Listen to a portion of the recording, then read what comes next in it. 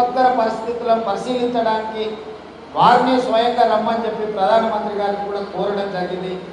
ఇదే కాకుండా వివిధ జిల్లాల నుంచి ప్రాథమికంగా అందిన సమాచారాన్ని బట్టి ఒక 5,000 కోట్ల రూపాయల నష్టం జరిగింది అని చెప్పి అధికారులు చీఫ్ సెక్రటరీ గారు ఒక నివేదిక ఇచ్చారు.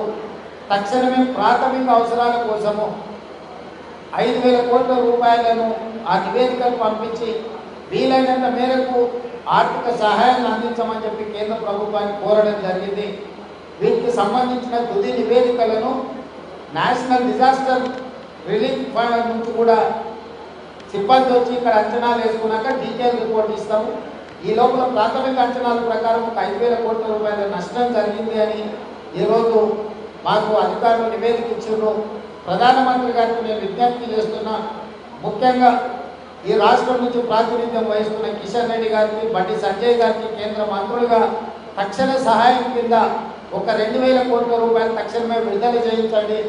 ఈ 2,000 కోట్ల రూపాయలు అందుబాటులోకి వస్తే ప్రజలకు అన్ని రకాలుగా ఆదుకోవడానికి ఆయా ప్రాంతాలలో కోల్పోయిన ప్రాణాలకు నష్టపరిహారంతో పాటు రోడ్లు కానీ, బ్రిడ్జులు కానీ, లేకపోతే సాగునీటి ప్రాజెక్టులు కానీ, విద్యుత్ స్తంభాలు, హైటెన్షన్ వైర్లు అంటే లైన్సే కూలిపోయిన ఖమ్మం జిల్లాలో ఇట్లాంటివి రిస్టోర్ చేసుకోవాలంటే నిధులకు వెసులుబాటు ఉండాలి. So NDA national disaster management chairperson ప్రధానమంత్రి గారే కాబట్టి ఆ ప్రత్యేక నిధుల నుంచి తెలంగాణ రాష్ట్రానికి సహాయాన్ని అందించాలని చెప్పి ప్రధానమంత్రి గారికి విజ్ఞప్తి చేస్తూ ఈ బాధ్యత తీసుకోవాల్సిందిగా కిషన్ రెడ్డి గారికి, బండి సంజయ్ గారికి నేను విజ్ఞప్తి చేస్తున్న తెలంగాణ రాష్ట్ర ముఖ్యమంత్రిగా ఇవన్నీ కార్యక్రమాలను తీసుకొని మనం ముందుకు వెళ్ళాలి. నేను ఖమ్మం పర్యటనలో భాగంగా ఈ ప్రాంతంలో కూడా ఇక్కడ ఉన్న వాళ్ళకి ఒకటే విశ్వాసం కల్పించదలుచుకున్నాను. ఈ ప్రభుత్వం మీకు అండగా ఉంటుంది. ఉత్తమ్ కుమార్ రెడ్డి గారు, స్థానిక శాసనసభ్యులు, పార్లమెంట్ సభ్యులు మీకు నిరంతరం అందుబాటులో ఉంటారు. అధికారులు నిరంతరం 24 గంటలు అందుబాటులో ఉంటారు. ఏ ప్రజలు కూడా ఆందోళన చెందాల్సిన అవసరం లేదు. పూర్తి స్థాయి నివేదిక తీసుకొని ఉత్తమ్ పద్మావతి గారు, మందుల సామిల్ గారు, అదేవిధంగా హుజూర్ నగర్ శాసనసభలో జరిగిన నష్టాల గురించి మంత్రి గారు కూడా నా దృష్టికి తీసుకొచ్చారు.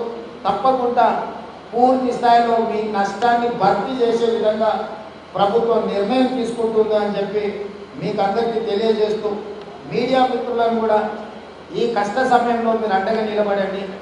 సమస్యల్ని పరిష్కరించడానికి మీరు తోడ్పాటును అందించండి. రాజకీయాలకు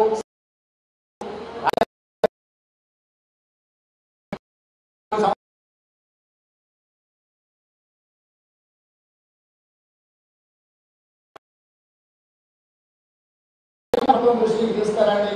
వాటిని పరిష్కరించే బాధ్యత ప్రభుత్వం తీసుకుంటారని తెలియజేస్తూ మరొకసారి మా కలెక్టర్ గారికి, అధికారులను అభినందిస్తూనే ఇంకా బాధ్యతాయుతంగా ప్రజలలో ఉండండి, అంచనాలు వేయండి, నష్టం జరిగిన ప్రతి ఒక్కరిని ఆదుకోవడానికి నివేదిక తయారు చేయండి.